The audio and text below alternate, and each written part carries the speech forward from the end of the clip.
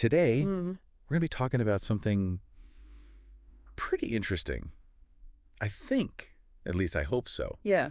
Disney and copyright. Two words that you don't always hear in the same sentence. Right. Right. I mean, when you think about Disney, you think about Mickey Mouse, you think about, Yeah, the Lion King, all these iconic characters. With And the trademarks, yeah. yeah, all the falsely protected trademarks, copyrights. But the funny thing is, a lot of those stories, the ones that they built their empire on, Yeah. are actually adaptations of classic tales, stuff that's in the public domain. That's right. Yeah. So how do they walk that line, being so protective of their own stuff, Right. but also drawing from this well of shared stories? Well, and it gets even more complicated when you look at this case that's happening right now. Oh, yeah. Animator by the name of Buck Woodall is suing Disney for, get this, $10 billion. Wow. Claiming they basically ripped off his screenplay, called Bucky, to make Moana and Moana 2, no less. 10 billion with a B. That's a whole lot of clams. It is. It is. Even for a company like Disney, that's got to sting a little bit. Yeah, you'd think. So what's he saying exactly? Did they just borrow a few Polynesian, vibes? Yeah. Or is it something more concrete? No, he's pointing out some very specific similarities between his screenplay and both of the Moana films. Okay. We're talking a Polynesian village setting, teenage protagonist who goes on a sea voyage. Okay. I mean, those are could be considered tropes. You could say that, but it goes deeper. Okay. There's a hook-wielding demigod, a symbolic necklace.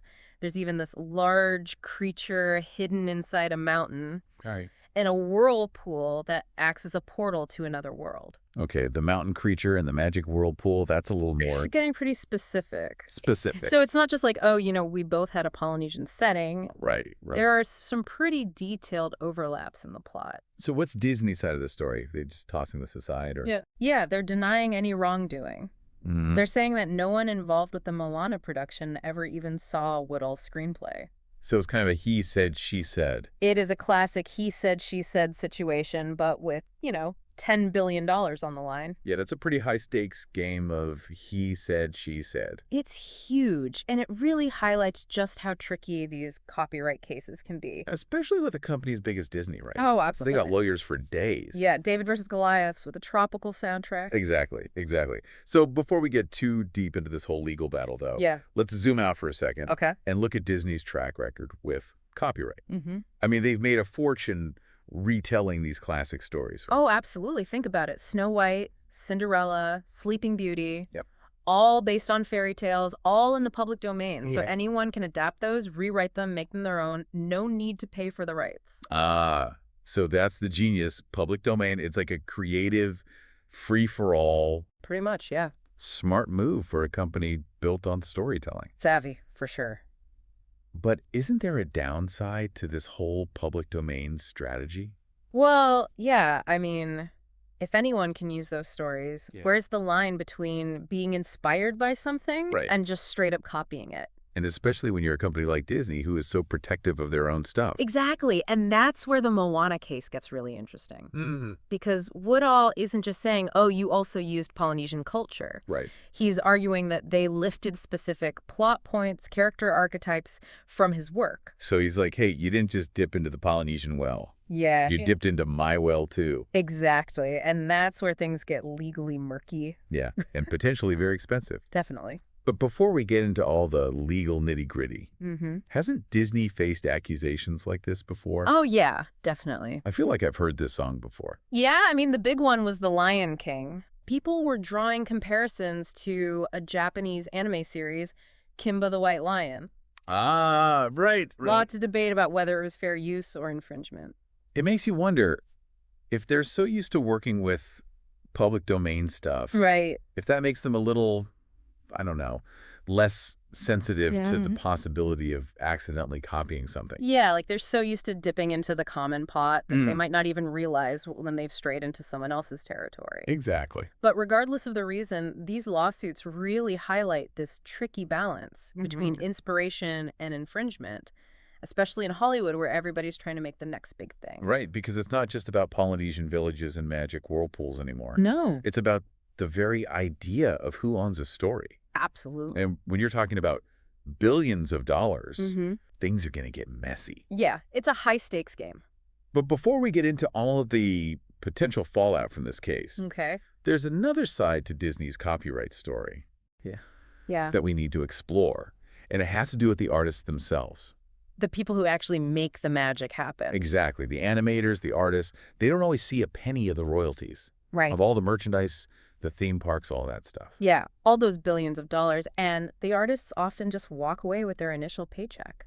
It just seems kind of backwards, you know? Yeah. Disney's all about protecting their own intellectual property. Right. But what about the rights of the artists who helped create that property? It's a really complicated issue. It's a big question, and it's one that deserves a closer look. Absolutely. So let's shift gears a little bit. Okay. And dive into this whole world of artist compensation. Or the lack thereof. Or the lack thereof, yeah, within the House of Mouse. Yeah, it's a story that needs to be told. It's a story that needs to be told? All right, let's get into it.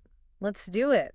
Yeah, it's kind of a hidden world, you know? Yeah, behind all the sparkle and the magic. The not-so-magical side of the mouse. Exactly. So how did we get here? Was it always like this for Disney artists? Well, to understand that, we kind of got to go back to the beginning. Okay, back to the days of Walt himself. Yeah, back when the animation industry was a lot like the old Hollywood studio system. Okay, so like the actors, the artists were basically employees. Exactly. They worked for a salary. They didn't necessarily have ownership over the characters they created. So it's like you go to work, you draw your frames, you get paid, the end. Pretty much, yeah. And for a while it worked. Those early Disney films were popular, but they didn't bring in the crazy money they do now. Right, right. But then things started to change. Enter home video, merchandise, theme parks. Exactly. A whole new universe of ways to make money opened up. And suddenly those animated films weren't just movies anymore. Right. They were franchises, bringing in billions beyond just the box office. And that's when this whole royalties thing started to become an issue. Yeah, you had artists who poured their heart and soul into these iconic characters, and these characters were making Disney a fortune. But the artists weren't seeing any of that. Nope, just their initial paycheck. Man, that's got to be a tough pill to swallow. Especially when you think about how deeply these characters connect with audiences. Right, these artists weren't just drawing lines on paper. They were creating cultural icons, shaping childhood memories. Yeah, and that disconnect between the creative impact and the financial reward. That's what really fueled a lot of the anger and frustration. Yeah, it's not just about the money. It's about respect, recognition for the artist's contributions. Did this ever lead to any, like, legal battles? Oh, yeah. There have been some high-profile cases. Okay. One that comes to mind is the lawsuit filed by the family of the creator of Robin Hood. Oh, wow. They argued that Disney had violated a contract that promised them a share of the profits from Robin Hood merchandise. Wow. So even decades later, this issue can come back to bite them. It just goes to show that this question of fair compensation, it needs to be addressed, especially as the entertainment industry keeps changing. Absolutely, because nowadays, it's not just box office and merch anymore. Right. It's streaming, digital downloads, a whole new world of revenue. And the artists aren't always getting a cut of that. A film might bomb in theaters, but then find a huge audience on streaming, making a ton of money for the studio. But the artist might be left with nothing. Exactly. So the digital age has just made this whole thing even more complicated. Definitely. It just highlights the need for contracts that are fair to the artists. Contracts that reflect how things actually work in the industry today. Exactly, because the old ways, they don't really apply anymore. It makes you think the Woodall lawsuit, even though it's about copyright, it might end up having an impact on this artist compensation issue too. It could definitely spark some much-needed conversations. Both within Disney and in the wider entertainment world. Yeah, anytime a giant like Disney gets called out, it forces everyone to take a look in the mirror. And think about how things are done. Yeah. Because at the end of the day, it's not just about legal battles and money. It's about respecting the people who create the magic. The artists, the storytellers, the animators. The heart and soul of the industry. Exactly. Without them, there would be no Mickey Mouse, no Moana, no Disney magic at all. It all starts with the artists. It all starts with the artists. Well said. I think that's a good place to wrap up this part of our deep dive. Yeah, I agree. We've covered a lot today. From copyright to artist compensation. It's been a wild ride. But an important one. Absolutely. So where do we go from here? What's the big takeaway for our listeners, you know, thinking about Disney and copyright and this whole idea of who owns a story? Well, I think the biggest thing to remember is that Hollywood, for all its magic and dreams, is still a business at the end of the day. Right. Dollars and cents. Exactly. Contracts, intellectual property rights, profits, that's what drives it. And sometimes that drive for profits can lead to some, let's say, ethical gray areas. Yeah, for sure. Especially when it comes to the artists, the people who are actually creating the stuff we love. The heart and soul of the industry. Exactly. And the Woodall case is a perfect example of that. Right. Even a company like Disney, a company that practically invented childhood magic, they're not immune to these kinds of controversies. It's a cautionary tale, I think, for anyone who dreams of working in entertainment. And maybe even for us as consumers, you know? Oh, definitely. I think as viewers, as fans, we have a responsibility to be informed. Yeah, to think about where our entertainment comes from. To support creators in a way that's fair and ethical. So it's not just about watching the movie or buying the merch. Right. It's about understanding the systems behind it all.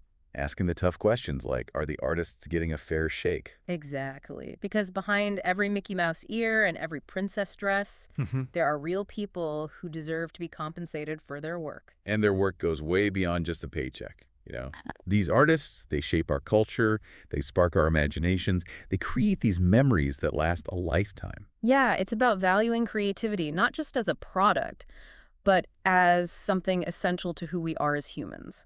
Well said. Well said. I think that's a perfect note to wrap up our deep dive on. Yeah, I agree. It's been a fascinating journey, a little unsettling at times. For sure. But ultimately, I think a really important one. Yeah, a lot to think about. A lot to think about, and as always, there's always more to explore beneath the surface. Keep digging. Keep asking questions. Keep diving deep. Until next time, folks, thanks for joining us.